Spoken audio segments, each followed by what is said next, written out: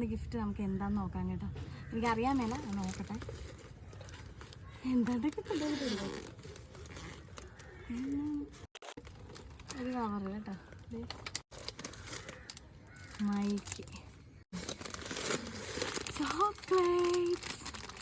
ഇത് അതിലൊക്കെ തക്കി കേട്ടോ. ഇത് വേറെ ബോക്സ് ചോക്ലേറ്റ്.